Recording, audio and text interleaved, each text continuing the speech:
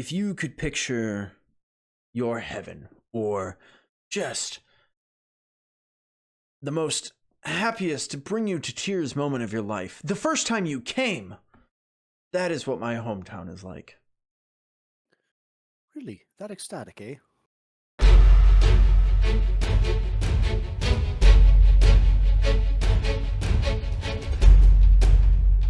Hello and welcome to episode 8 of King's Crossing. I am back with Tough Nuts and a Deece. We left them in the town of Arwin's Rest. Not specifically them, more so the characters they play, I should say. Gnimwirt and Torvekek. We left them in the town of Arwin's Rest. They were at the little tavern called Hobbs Lodge, built into the side of an old stagecoach.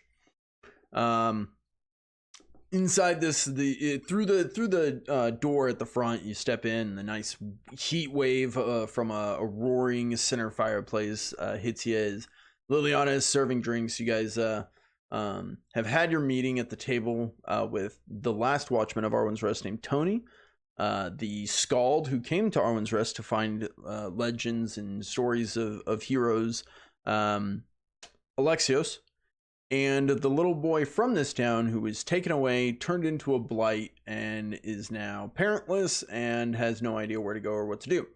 The blighted boy, I know his name, Mateo. I almost said Bjorn, and I was like, that's not his name. So you guys are at Hobbs Lodge. Things started dying down here. We all agreed after an investigation into the disappearance of two of the main characters of this entire series and of this town, Grunkle and Torvekek. An investigation was held into their disappearance, a missing persons case.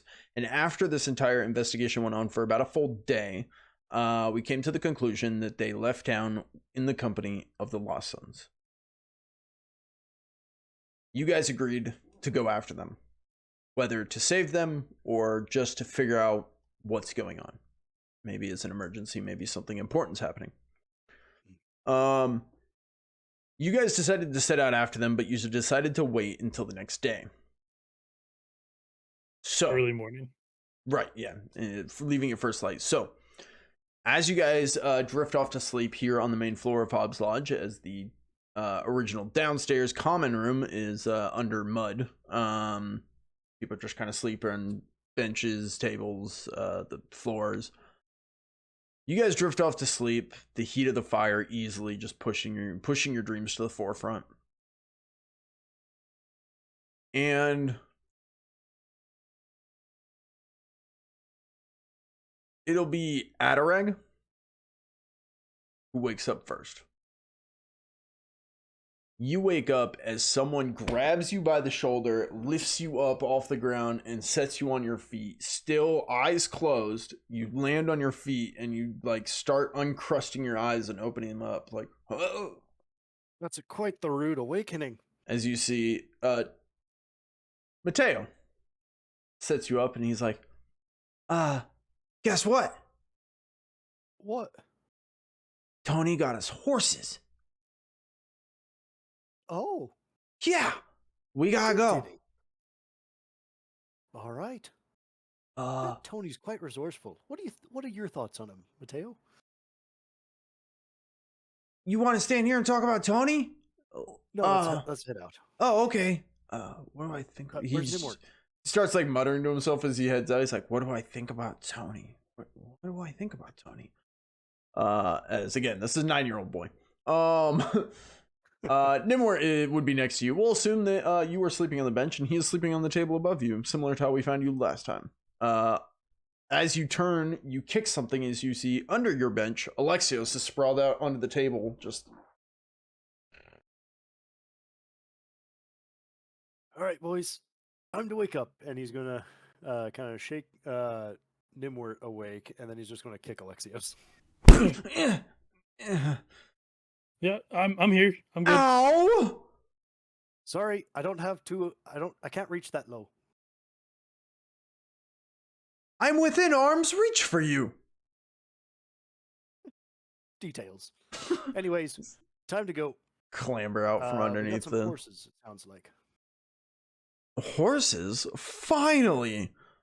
Remembering a recent adventure he went on where he ended up in a mud pit Alexios is perfectly fine with horses, and he quickly puts on his shoes and begins to prep himself to head outside. Much more looking forward to this adventure than he was last night. Well, Mr. Gnimwirt, you ever ridden a horse before? Well, I have, but that hasn't. And he points to his mech suit. Ah. Which is outside. Mhm. Points to the I door. figured we'd That hasn't. step outside. Stepping outside, you both immediately, as I don't believe either of you have winter clothes, feel a brisk chill as it is cold out here.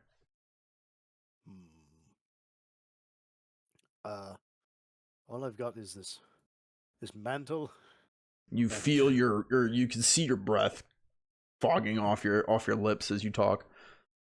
But Right. that hasn't, as you guys step out, it's like Oh, it's fucking cold out here. Tony, is there a place we could get, some supplies just to stay warm on the trail? Tony looks at you and goes, absolutely. And he points to a burned down hut in the south. There's no supplies anywhere else? Well, that's where we would keep all the supplies to hand out to people in cold weather. We just stocked it all up as it's supposed to be summer.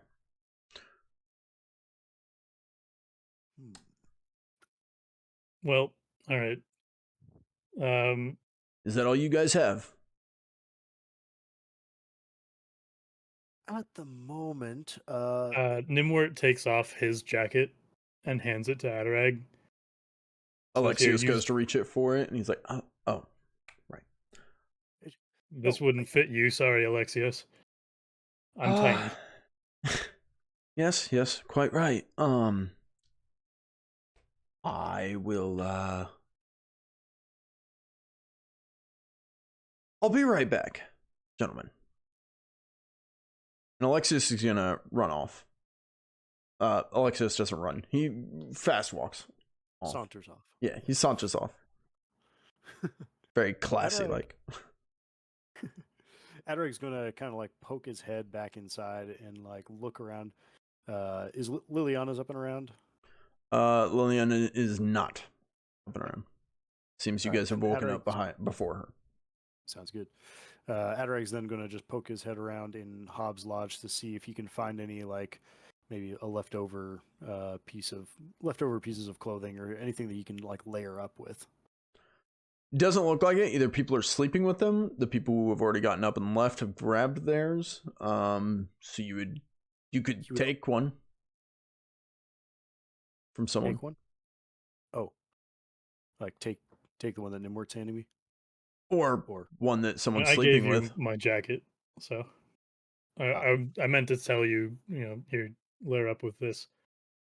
Yeah, I think Adarag would also like poke his head down in the basement, see if anything. I know it's muddy down there, but are there any clothes that were left behind?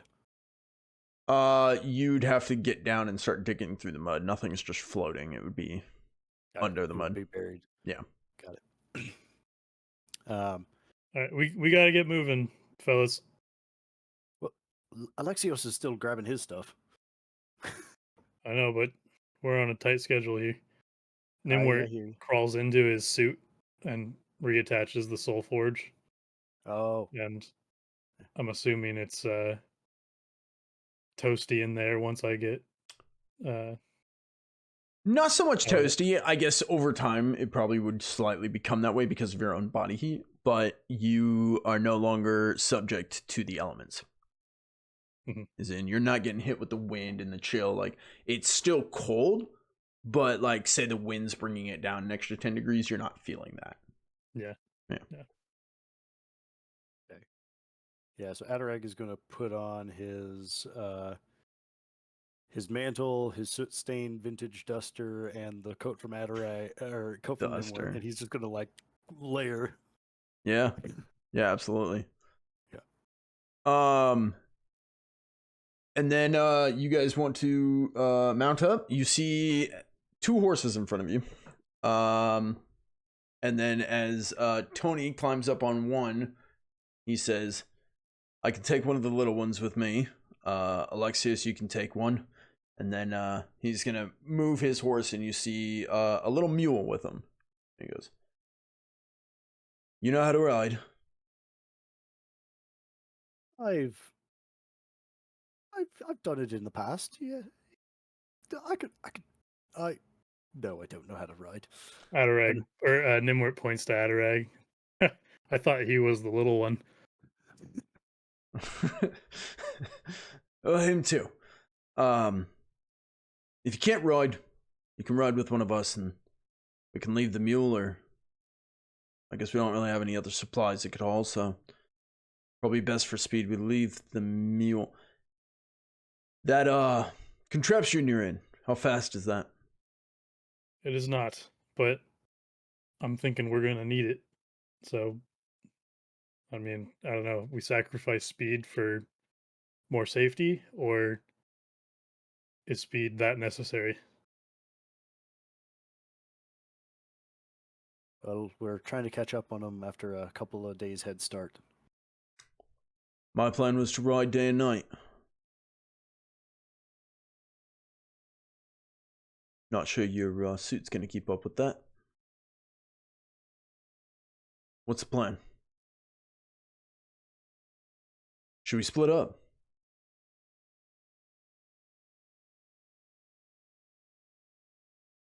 I'll take a ride from somebody who's willing to give one. Alexius is going to come running back at this point, and you see he has a long pelt hide jacket that is about maybe like, I don't know, 6 times too big for him. Just completely engulfing him as he's comes running up. He goes, "Oh, this is heavy.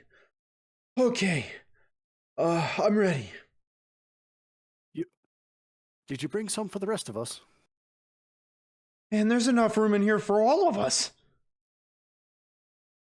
Oh, I suppose so.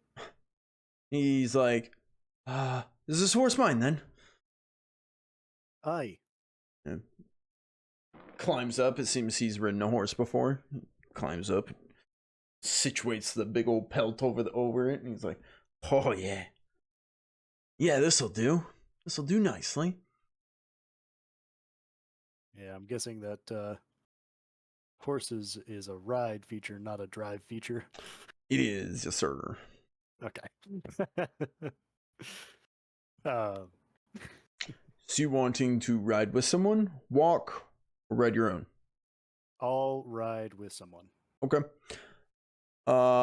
You see that Tony doesn't openly volunteer, and you would notice he kind of looks at his sword and looks over at you, kind of like, if we get into trouble, like, Alexius is going to be like, he'll notice as well. And Alexius is like, no worries. He can ride with me because I don't plan on fighting. So I'll take someone who has been in combat, and they can ride with me.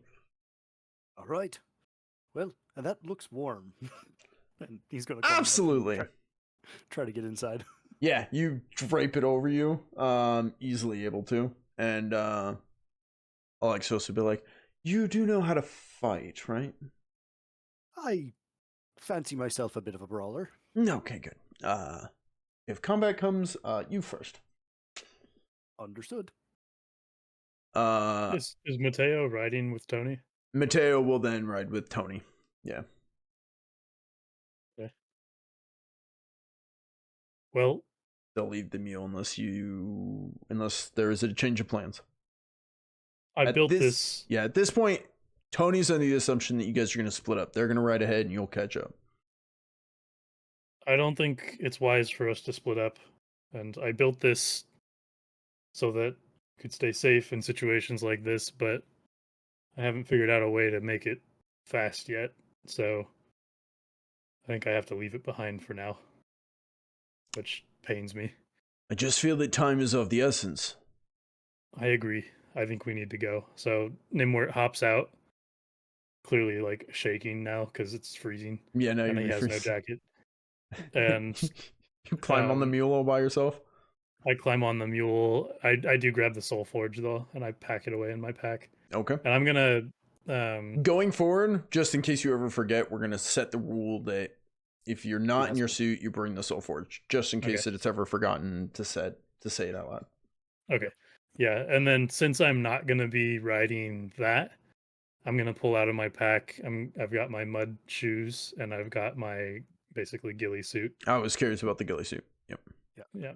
I would assume you guys both had it. You guys have backpacks or rucksacks or whatever with you. So, okay. So at this point, it is Tony riding with Mateo.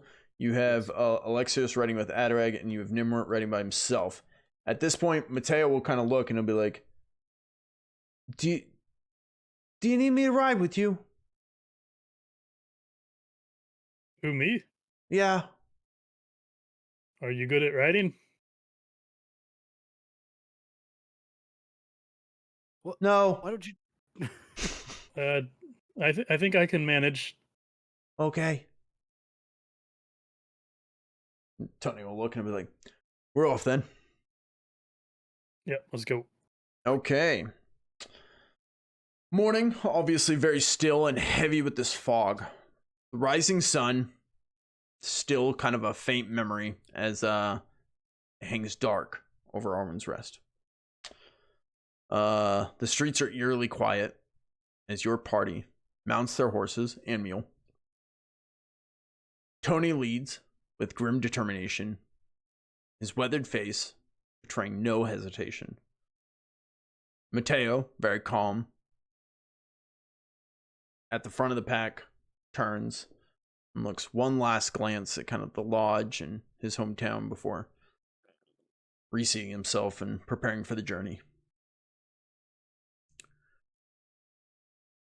This trio of horses, this little mini convoy, begins to head north. You guys cross the Mud River and continue up the trail. This old, weathered, used by maybe hundreds of civilizations before you, this road leading north and south along the Freelands. You guys have traveled it a few times. You guys pass an area where you see some scuff marks on the side where you guys remember fighting a blight and capturing it in a net. You see a spot where you remember running from a swamp dragon and it blasting acid. You guys continue on and you see off in the distance some kind of this glittering scene off in the distance in the trees where you remember the explosion of granite and the flickering of an ashen tree. And as you're writing, Tony at the front with Mateo, and then we'll put Gnimwirt in the middle with his mule so you don't get left behind. And then Alexios and Adarag at the back. And as you guys ride, Adarag, you're huddled up and got the thing wrapped around you and kind of huddled there and looking around out of the corner of your eye back in the woods. You think you see Cyrus standing by that ashen tree. Turns and looks at you. Winks. And when you turn and look and you move your head trying to look around the trees, you don't see him. And the party continues north. Not much is really said by any of the other people around you unless you guys want to engage. It seems like they're kind of settled in for the long journey ahead. Is anyone trying to interact with them at all? Yeah, Adarag will kind of be talking to Alexios and trying to hear about Alexios' story. Okay. Mm-hmm. Alexios will begin to tell you some of the tale of who is Alexios. And as he does, you kind of settle in and get lost in the story. Who doesn't get lost in the story is Gnimwirt. Gnimwirt, I'm going to need a resolve check because you are getting beaten by the elements. freezing your ass off, as you realize the terrain has changed as you guys head north. Snow is falling.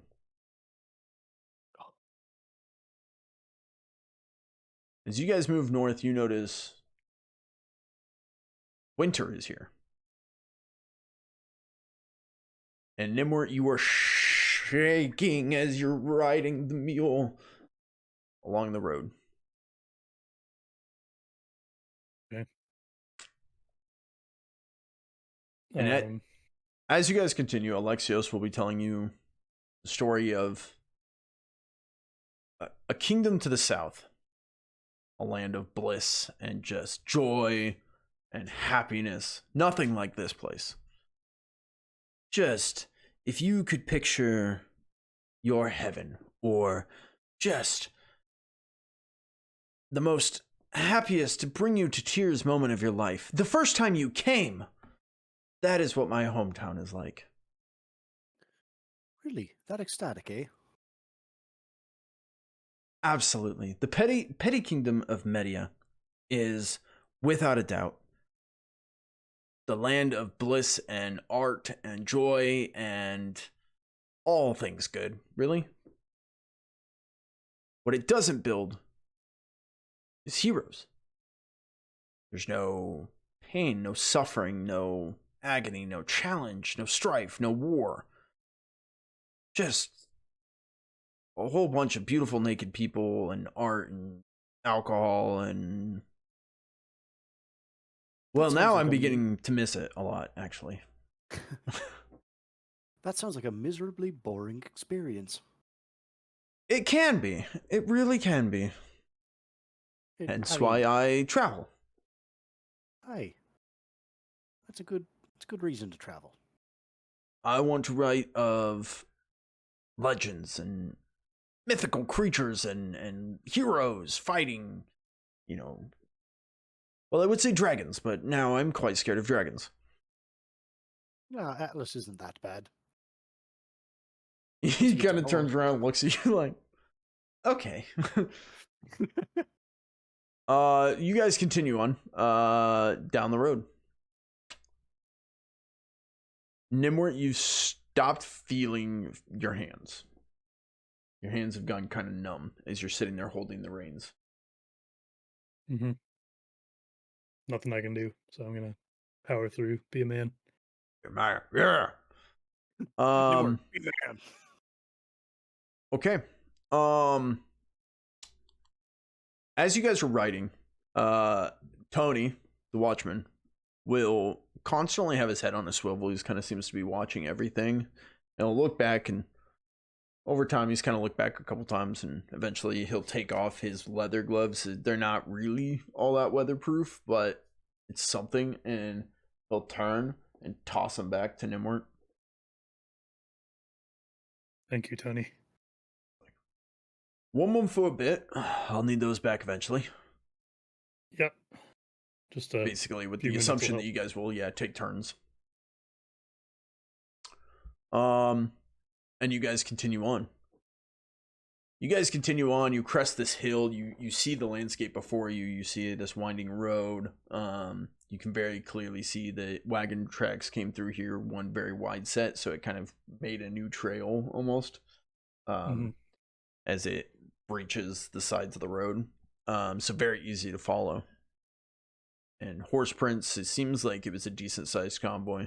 If either of you want to roll a survival check at, we'll say, standard difficulty, I can give you some more information on that, or if neither of you are looking for that information, we can continue on. I think Adarag would, because he's nice and toasty warm, so he's still doing the observant thing. So I think he would try to look for something like that. Okay. Gnimwirt is going to...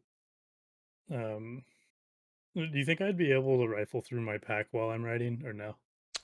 It very much seems like this mule hasn't done this trip before, but has definitely been part of a caravan. It's just literally just following the horse in front of it without a care in the world. So I don't need to. You realize you're like, you're not doing anything. You're like, oh yeah. So I'm gonna drop the reins, and I'll put on my gloves, and then I'm gonna rifle through my pack.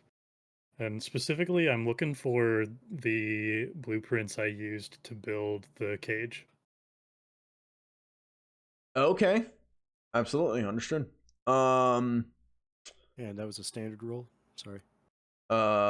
Standard survival check for you. Yes. You are able to find those plans. You guys did not give those over to the antiquarian, I don't believe. Nope.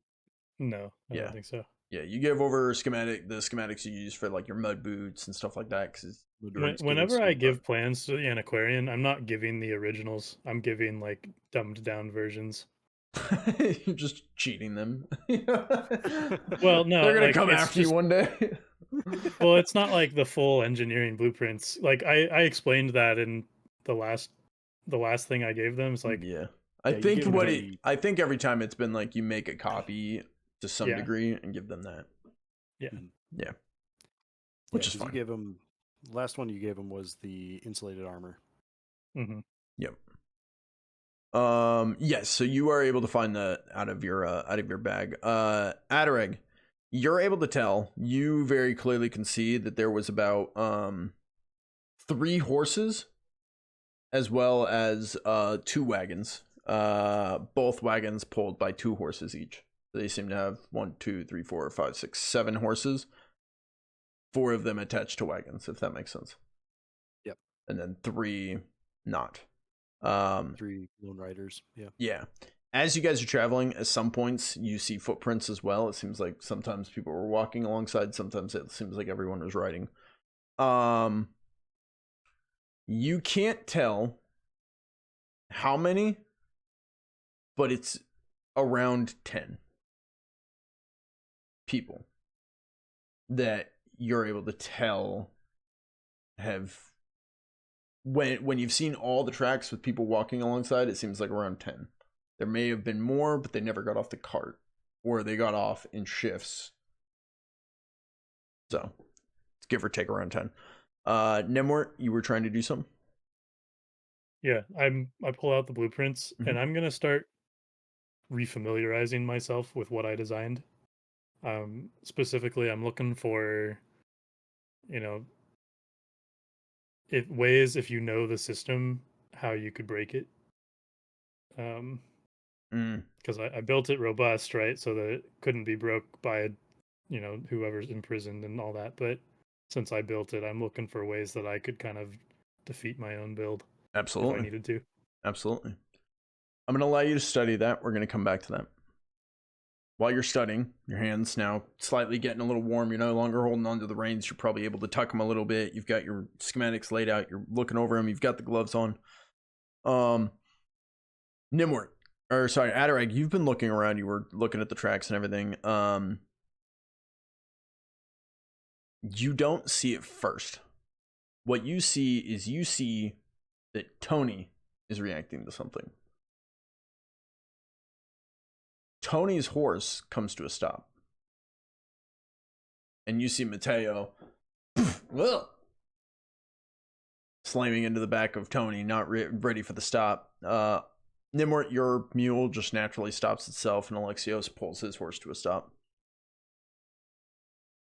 Adareg, peeking around, you can see very clearly a very large and imposing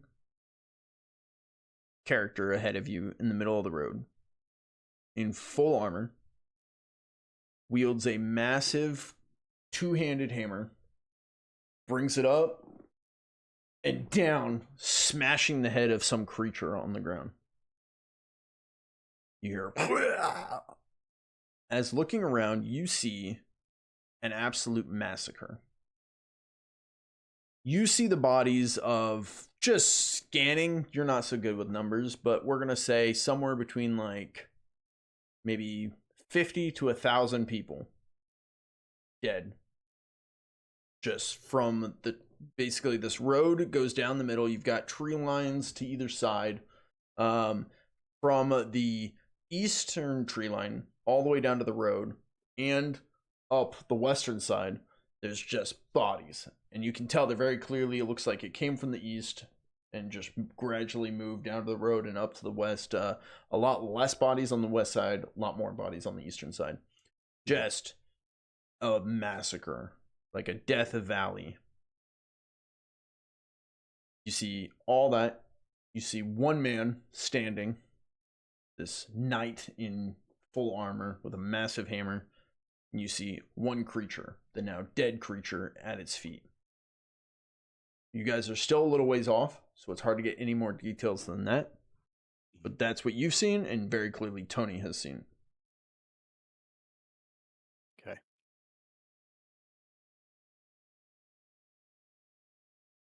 I'm gonna quickly stash my stuff back in my bag and hop off the mule. Tony kind of leans back and he goes, "We don't really have time to waste. How do you guys want to handle this?" Well, Gnimwirt, it's at this point that you would probably finish putting your stuff away and look up and see the scene ahead of you. Just an absolute battlefield. well, I don't think we can take him one-on-one, but we're on horseback, so we might have the advantage there. The figure ahead of you in full armor finishes smashing the creature's head in, lifts up its hammer, kind of putting it with the head down at the ground, holding onto the shaft, and looks up, noticing you guys up on the hill, heading towards it on the road, obviously stopped. Tony, do you recognize this figure? I feel like some of you might. I'm not going to require a roll. What I'm going to do is I'm going to show the picture, which obviously is a new picture, new art. All these characters have new art from season 1, but maybe you guys will give a take recognizing this figure. I'll just give you the image, and if it clicks, it clicks. If it doesn't, then we'll say your character doesn't remember. Is that one of the guys from the mining camp?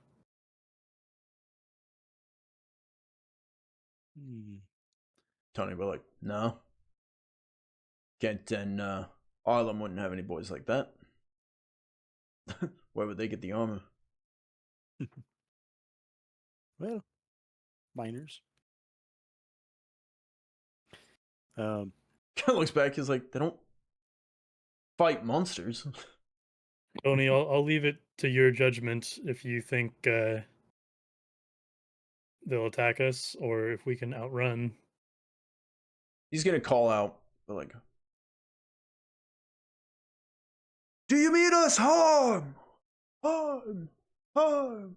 It kind of echoes across this valley. The figure doesn't move, just standing there, staring.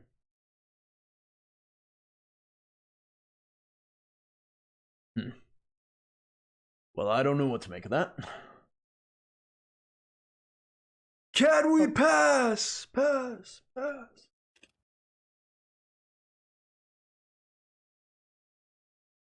Figure will lift its hammer, obviously even heavy for it, but this person seems almost Grunkle sized.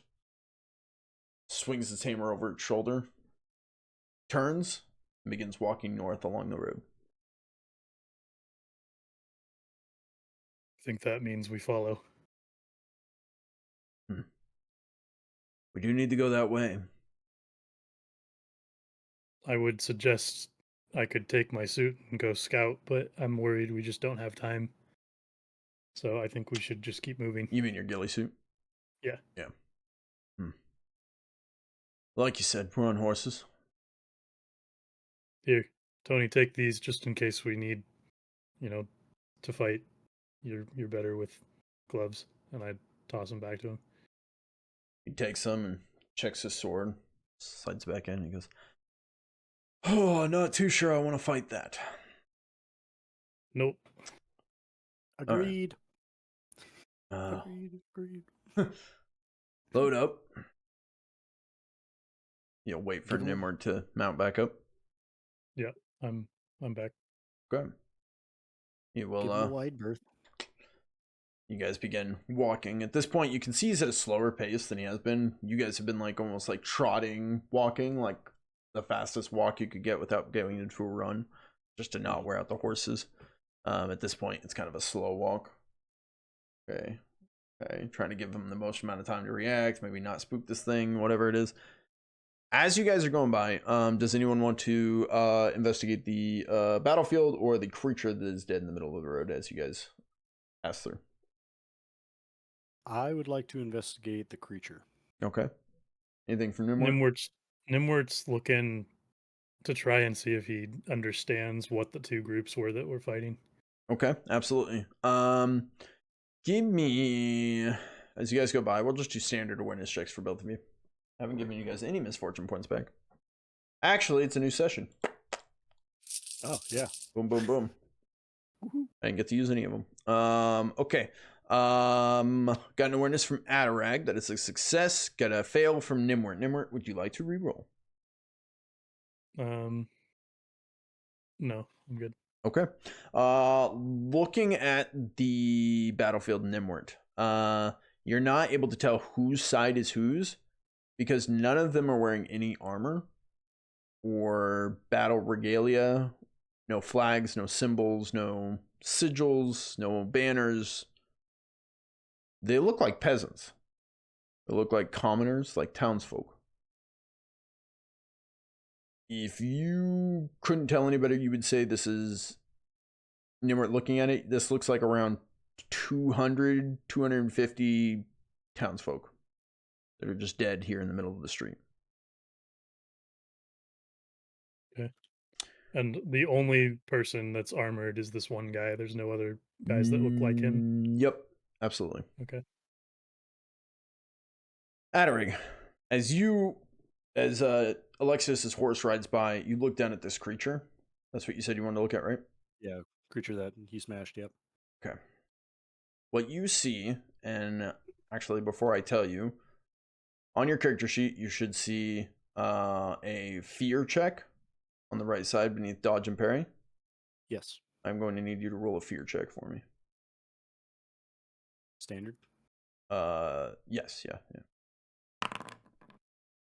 Okay. Holy shit. Adarag, as you look down at this thing, I'm going to need to know, what is your peril threshold? My peril threshold is 7. 7. Okay.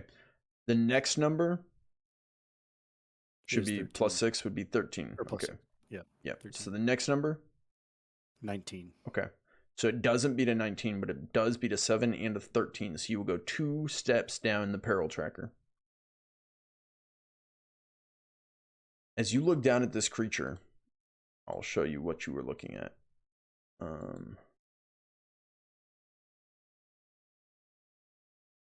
You see what can only be described as a demon, as this crystalline, metallic rock creature is not of this world.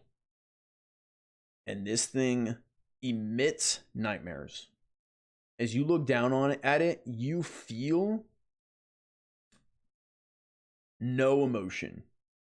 You almost feel like all your emotion is just being sapped from you. As Alexios' horse rides by, you kind of remember to breathe, catch yourself, and just have this image burned in your head of this creature laying out on the road here. Yeah, he makes that like panicked breath out as he's like released from its like gaze grip. Absolutely. It's at this point that you guys on horseback are about to overtake this person in front of you. And what you see is, as Tony is on a horse riding alongside, this man walking is as tall as Tony on the horse.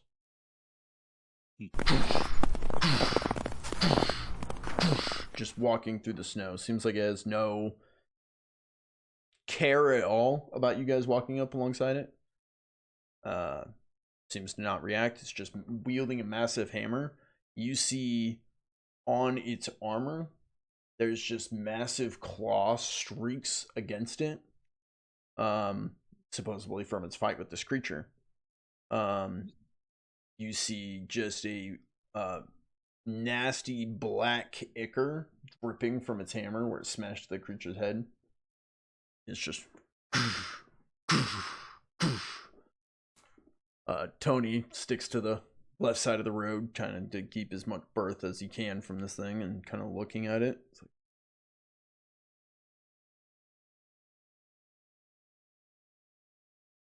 kind of looks to you guys like, I just nod to like keep moving. Good kill, friend.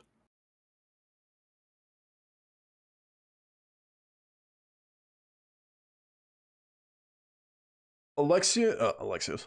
No, Alexios, not you. Adareg. Mm-hmm. Roll for me.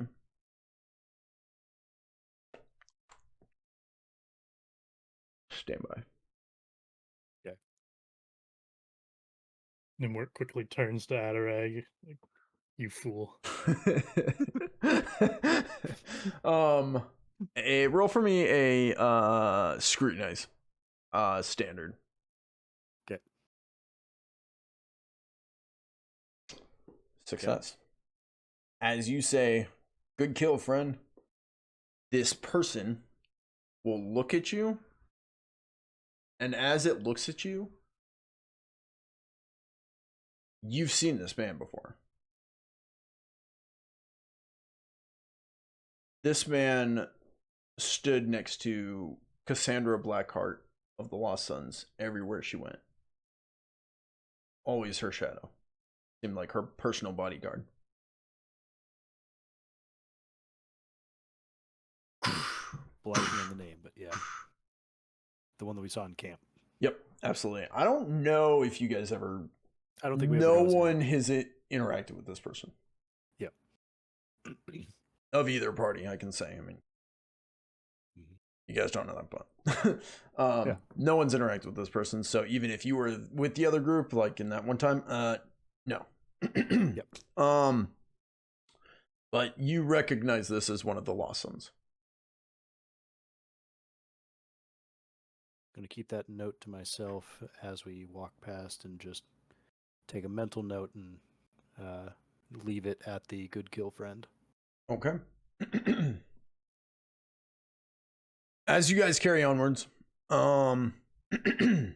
if nothing else happens, if any of you guys want to do anything along this journey, let me know. But otherwise, the horses will ride all day. Mm-hmm. And all night. Sticking to the road, keeping the walk, Tony at the lead. Trading gloves with Gnimwirt. Alexios will probably trade his suit, you know, keeping warmth. There's still tracks that we're following. Hard to at night, but every now and then, Tony will light up his lantern, kind of holding it down to the road, kind of looking.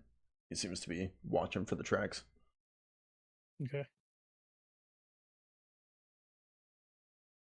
So you guys ride all day, all night. When we're out of earshot, Adareg would reveal to the party what he knows about that person, or at least that he's seen that person with with Captain Blackheart before. Okay, go ahead.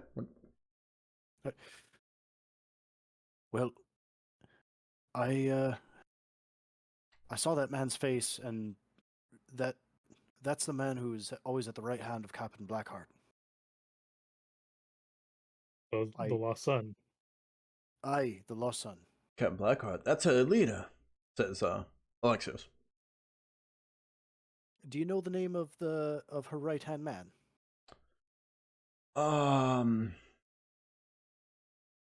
Yes.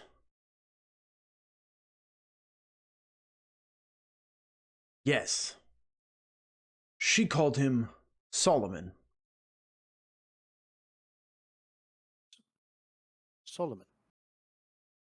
That's what that Captain Blackheart called him. Why would he have been alone back there? That I don't know. Far as I've seen, for the weeks that they've been in town, he has never left her side. I'm just kind of talking to the group. Like, there's got to be a reason why, their head fighter and bodyguard would be separated from their group.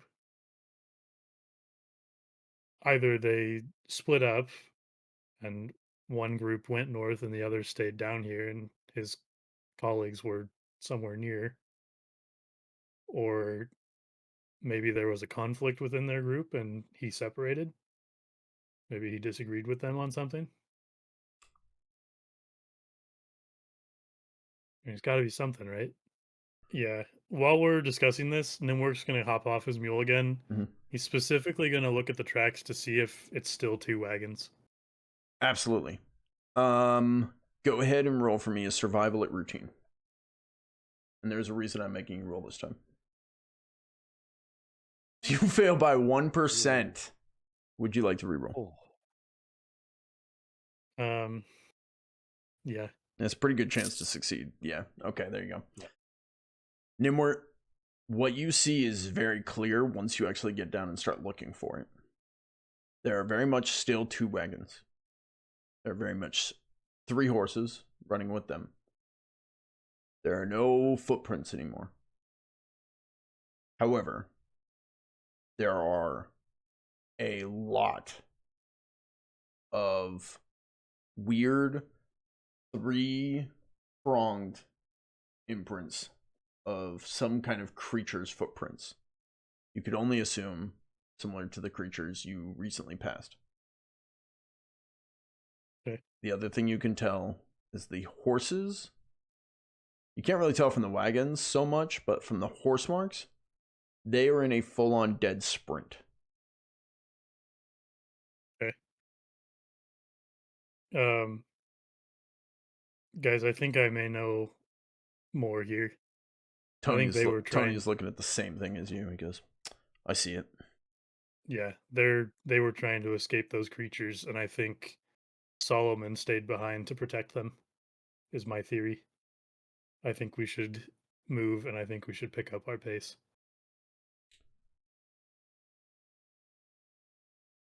Yeah, I don't. If any of them are still alive, we need to catch up. Aye. If Grunkle and Torvekek are with them, then we need to get there fast. What about the big guy? Well, he seems to be very good at fighting them. Do we have room for him, though? He's not gonna fit on this horse. I'm thinking, depending on the nature of our relationship with the Lost Sons once we find him, maybe it'd be a blessing that he's not there.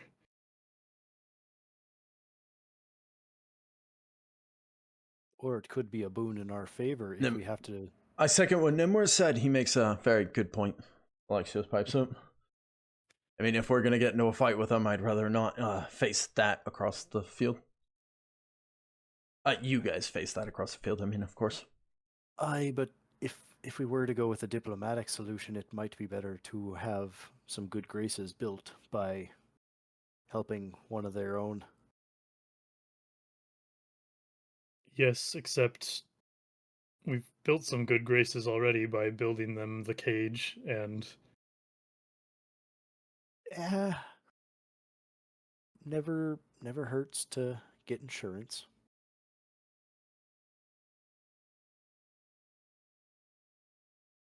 Well, Adareg, you're the diplomatic one these days. Is that your plan? We could at least maybe offer to pack some of his gear on our horses to make it lighter for him to speed up his pace.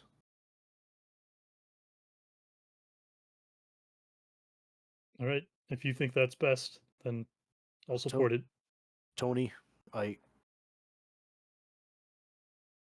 you're the guardsman here. What say you? I don't think he's going to want to give up his armor. with these things on the loose. First of all, let's be clear about this. I was the newest recruit to a watchman unit, which are just volunteer night watch. Not a trained professional guard. Be first about that. Second, I don't want to fight that. Third, you guys have more experience out here than me. All right. I'm gonna kind of trust what you have to say. Adarag, I know we want a diplomatic approach, but I think in this instant we need to go as fast as we can to catch them before they reach the town.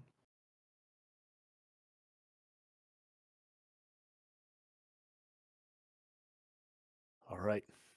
I just hope we don't have to face any more of those creatures without him. Well, I don't think he'd be traveling with us either way, so. Fair. With that, I hop back up on my mule. Yeah! Tony will kick off and y'all continue on. Again, as you guys ride at a high speed, as fast as the mule will go, they keep up with the mule. Your mule trying to keep up with the horses. Yeah. You guys ride on for the rest of the day and through the night and through the next day.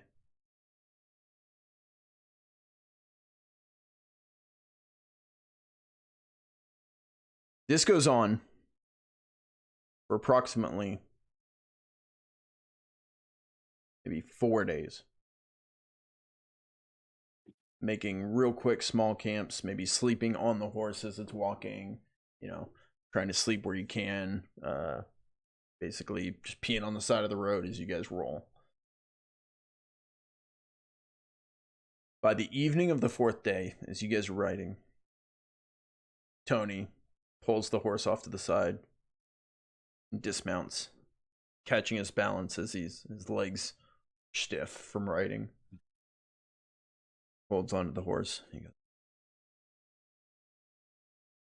"It's no use. These horses gotta rest. Been pushing them too hard already." Aye. And it's at this point, as you guys are, Tony's horse is there, and you guys are riding up. It's seen that Gnimwirt is riding with Alexios and Adareg on their horse, as the mule passed away about a day ago. As Alexios pulls up his horse a little bit slower, you guys disembark, I'm guessing? Yep. Yeah. Dismount.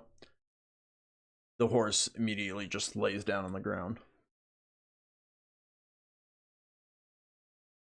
You did good.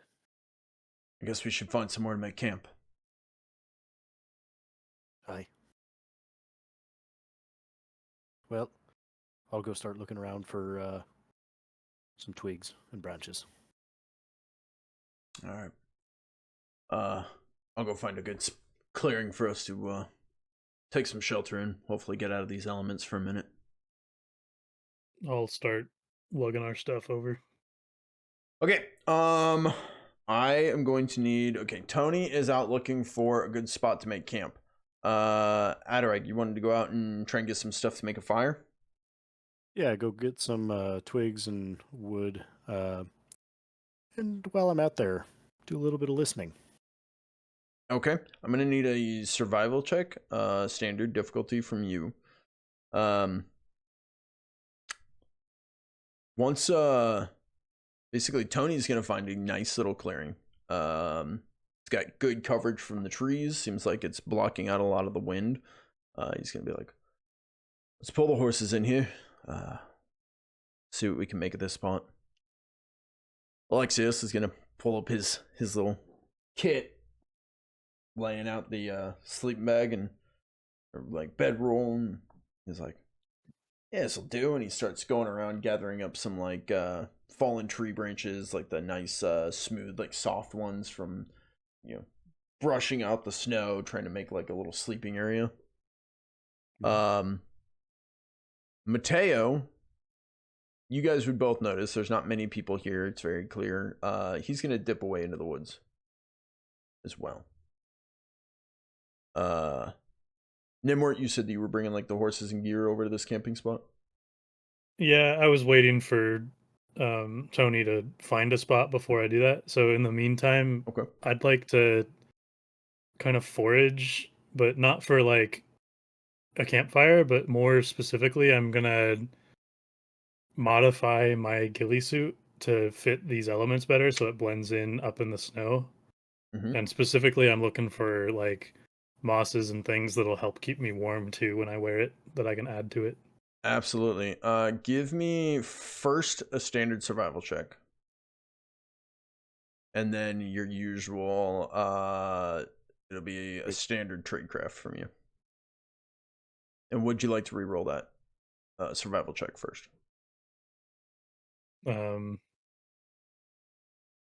Sure. Okay. Nice. Easy. Okay. Okay. And then a standard tradecraft with your +5 and flip to succeed. Okay, which you rolled a 36, which means you succeeded, which means you crit successed. Okay. Gnimwirt, you go off into the tundra to begin crafting a suit and seeing what other odds and ends you can gather up. Let's see. Adarag, you come back with a bundle of sticks. Walking him back over to the camp area, you set him down. Tony's like, well, this will make a real nice fire. This should keep us warm all night. That's what I like to hear. I could use something warm right now. Yeah, we all could. Tony will begin putting together a fire. Alexios, at this point, you can see that he's pulled out a book. And he's set up, kind of rolled a stump over, sat down. Maybe it's a rock. It was covered in snow. Some large snow boulder. He rolls it over, sets it down, sits on top of it, and pulls out a book, kind of shivering and rustling through the pages as Tony gets a fire started. And it's at this point, Adarag, you hear a crunch in the snow behind you. You look, and at first you're like, what? And then you see Gnimwirt standing there. Very much blending in with the trees around him. He was able to just walk up on you, and you didn't even notice until he crunched in the snow.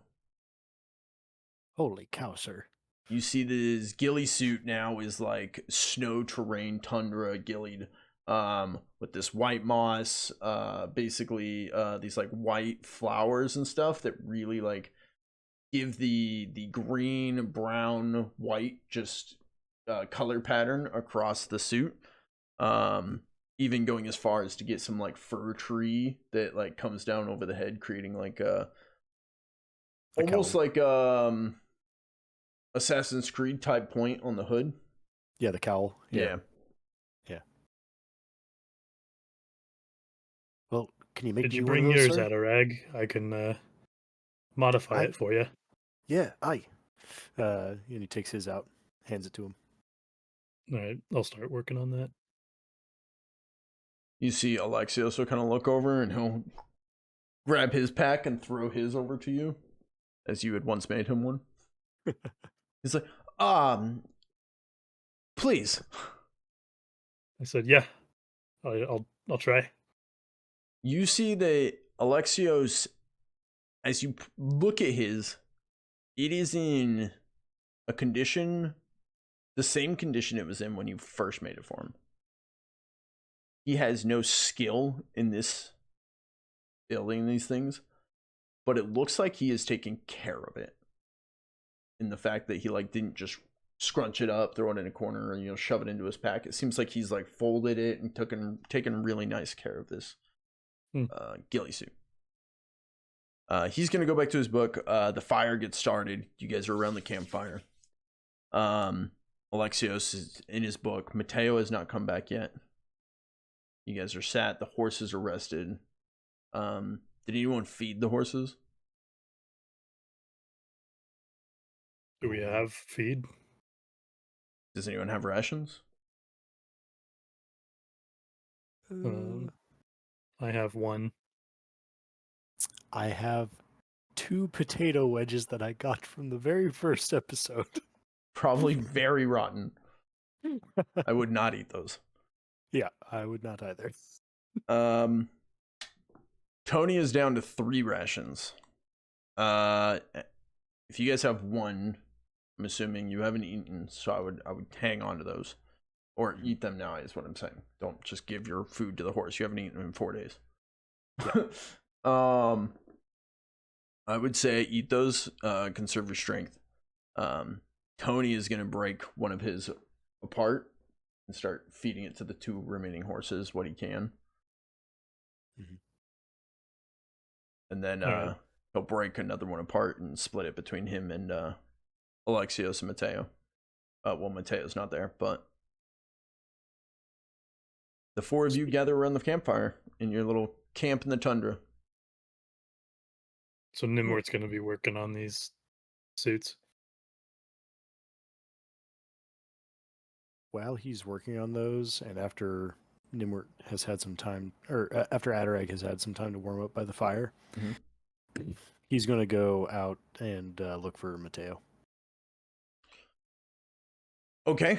Gnimwirt, you're working on the suits. Adarag, you're going out looking for Mateo. Would you like to call out for him looking for him, or are you like searching tracks? Searching tracks. Okay. It is going to be a challenging survival check. Challenging survival. Okay. Yes, sir. As you're looking for a tree among trees. Mm-hmm.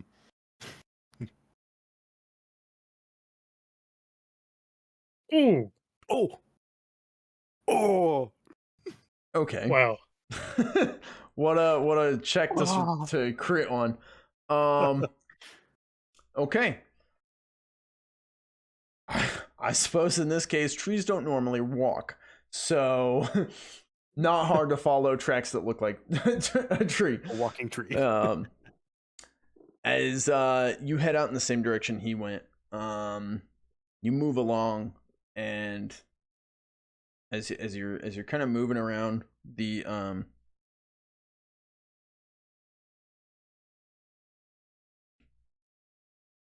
that's weird. My mouse pointer is just drifting across the screen, but I'm not moving my mouse. Right, unplugging it and replugging it back in. Yeah, I'll worry about it later. They do that sometimes.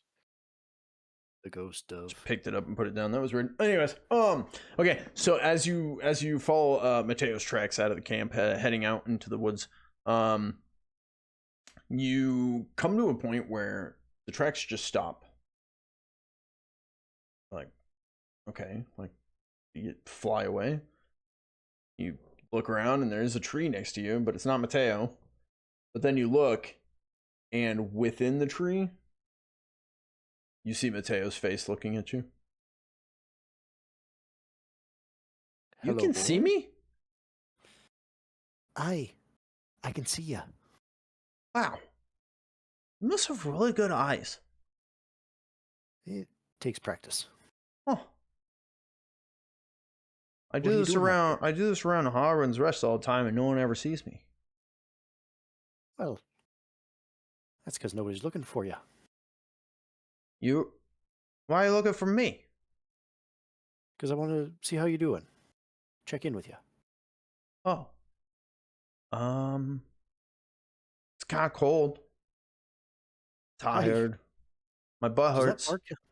Does that bark help you at all? No. I still feel cold. I don't really understand it. It's all right. You don't have to understand everything right now. Well, are you? Yeah, I'm confused a lot of the time. Oh, aren't we all? Are you going to come out of that tree? Oh. Is it safe? Is it dangerous? You don't feel them? When he says this, Adarag is going to go completely silent and like start really like trying to listen and see what's going on. Absolutely. Roll for me a stress test, if you will. Actually, no. Sorry, a resolve test. Just resolve. Stress will damage you. I'm not trying to damage you if you fail. Okay. Just a resolve test at this is going to be boom boom boom. This will be a standard difficulty test. Standard. Okay. You failed. You have 1 fortune point left. Would you like to reroll? I would like to reroll. Let's go! Adarag, as you start listening, you hear your own conversation. Is it safe out there? Is it dangerous? You don't hear them? Or feel them? Whatever I said. You hear it verbatim back to you. I missed it, but you get it. Mimicking back, yeah. You hear this conversation, but it's not coming from you or Mateo. Is this feeling like when I was through the Ashen Veil and I was hearing the whispers in the trees? No. Okay. This almost feels more like when you heard something come from the sword. That is still back attached to Gnimwirt's power armor. Power armor, yeah. In a very hushed tone, I'm going to whisper to Mateo, do you know what they are? No. I just know they're hungry. Hungry for what? I don't really know. Mom told me they eat all your feelings or something. If you're really sad, they make you not sad. Or if you're really happy, they make you not happy. Did your mother send them? Oh, no, she's scared of them. I see. Do you know of any ways to avoid or fight them? You see him kind of look around as he's sitting in a tree and he goes, I'd say don't fight them. Do you know how close they are? You see him kind of look up into the tree that he's. I just realized how that sounds. There isn't one in the tree above you. You're okay. You see him kind of look up into the tree, and you see he's like stops, and he's like, seems like he's listening. I realized how that sounded. You're like, oh god, no. This is the death of Adarag. Yeah, it's just one like crawling down the tree. And Mateo's just like, bye. No. He kind of looks back to you and he goes,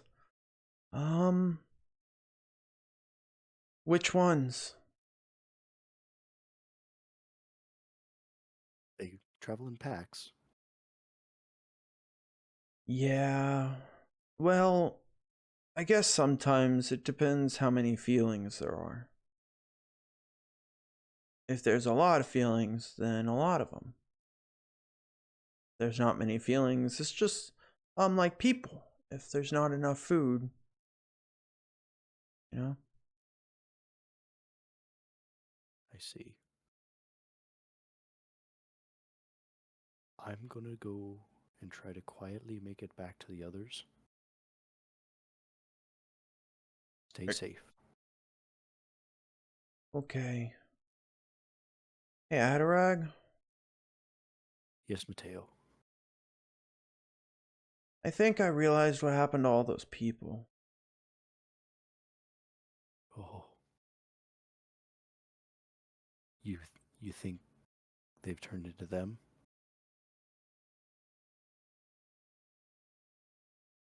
The dead people on the road? I don't think so. Oh, I think they just died. I see. Well, Mateo, stay safe. I'll see you in a little while. Yeah. I hope you get back to camp okay. I kind of liked you. Don't say that. It's very clear that Mateo has like, there's a part of him that like the humanity isn't like, he doesn't have that like empathy anymore. There's a part of him that's just kind of like, well, Well, I liked you. yeah, I kind of liked you. I cared for you as well, Mateo. Yeah, he's going to walk off. Okay, bye. Adarag, you're heading back to camp. As stealthily as possible. I'm going to need for you to roll me a stealth check. Without my ghillie gear. No ghillie gear. No fortune point. So no rerolls. Standard across? As you're heading back to camp. Yeah, standard across. Completely standard roll. As you're heading back to camp. You see through the trees the firelight crackle up as the fire gets going. You hear the hushed whispers and murmurs of Alexios regaling a tale to Gnimwirt and Tony. As Gnimwirt works on some gear, and Tony's keeping watch. Tony will see you, a smile on his face, kind of feeling the warmth and enjoying one of Alexios' stories. He'll kind of see you and he'll nod, smile. Gnimwirt maybe holding up the suit, being like, yeah, like, I'm working on it. You know, there it is. It's coming together. As you just see Tony's face, the smile,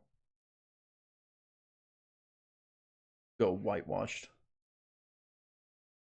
And that is where we are going to end this episode of King's Crossing, episode 8. Thank you so much to everyone for joining us here in this episode. Huge shout out to my players. Tough Nuts and Adis playing Gnimwirt and Adarag. Absolutely amazing time as always. This was the end of the episode. We'll see you all in the next one as they continue their journey on the trail of the Lost Sons. We'll see you all next time.